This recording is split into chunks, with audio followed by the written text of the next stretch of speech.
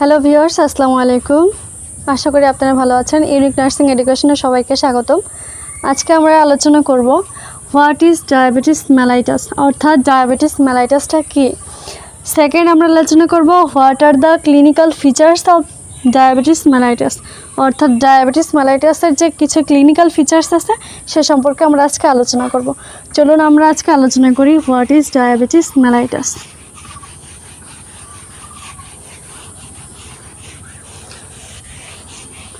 তো নার্সিংয়ের ক্ষেত্রে সব কিছু জিনিসই যেগুলো থাকে ডেফিনেশন আকারে, সেগুলো ডেফিনেশন লিখে তারপর লিখতে হয়। তো আমরা লিখলাম definition of diabetes mellitus.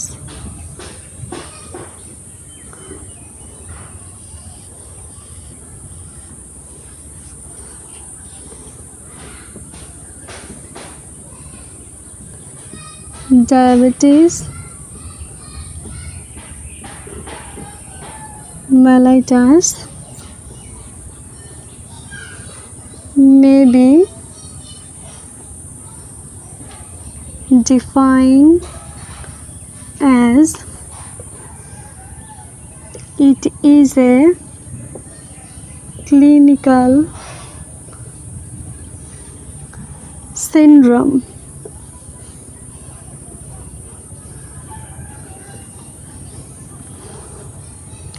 characterized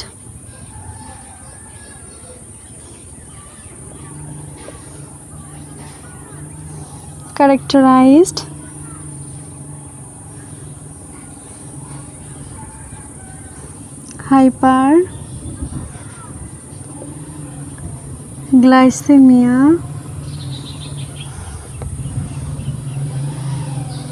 due to absolute or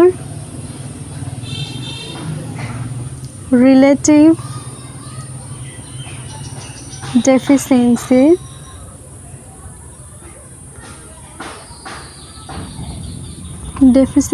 of insulin।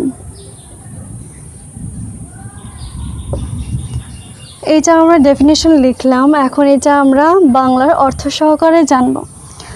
তো diabetes mellitus may be define as, diabetes মেলাইটাসকে এভাবে সংজ্ঞায়িত করা যায় যে it is a clinical syndrome, এটা একটি রোগের লক্ষণ। ক্যারেক্টারাইজড,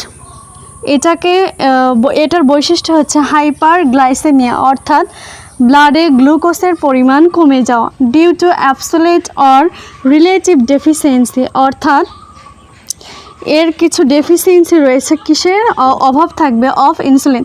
শরীরে ইনসুলিনের পরিমাণ যদি কমে যায় তাহলে সেটাকে ডায়াবেটিস মেলাইটাস বলা হয়। তো আমরা জানতে পারলাম যে ডায়াবেটিস মেলাইটাসটা কী, অর্থাৎ এটা আপনাদের বুঝতে আর সমস্যা হবে না। এখন আমরা জানব কিছু ক্লিনিক্যাল ফিচার্স সম্পর্কে।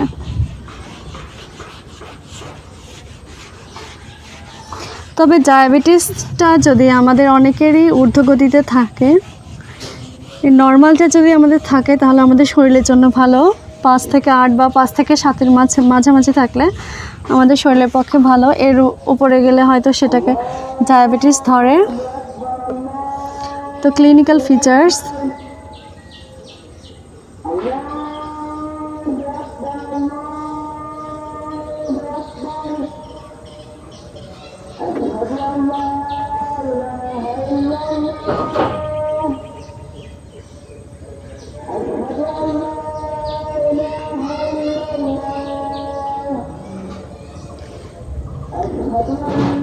clinical features of diabetes mellitus.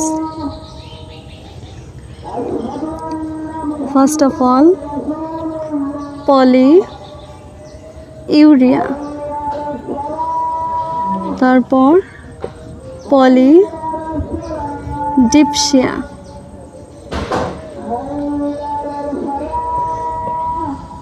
third polyphagia, 4 nocturia, 5 weight loss, 6 tiredness, 7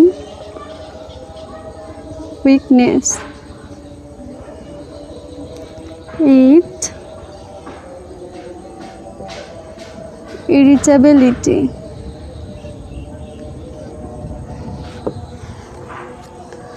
9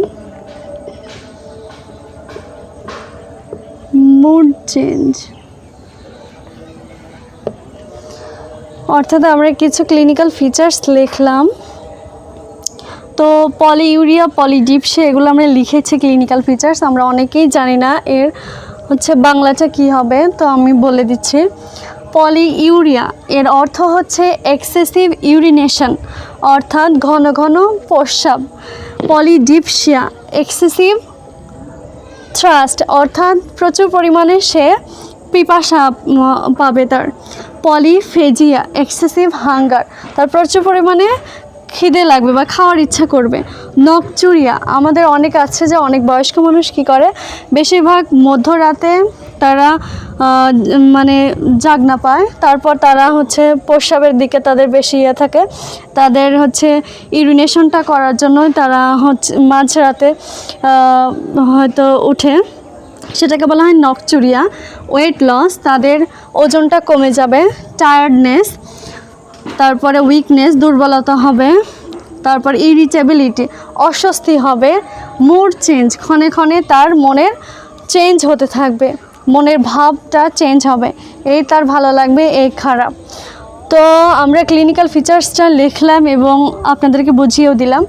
তো আশা করি এই ভিডিওটি ভালো লাগবে, আর ভালো লাগলে অবশ্যই চ্যানেলটিকে সাবস্ক্রাইব করবেন, সাথে লাইক দিয়ে আমাদের চ্যানেলকে আরও উৎসাহিত করবেন আপনাদের জন্য আরও ভালো ভালো ভিডিও আনার জন্য বা করার জন্য। আসসালামু আলাইকুম।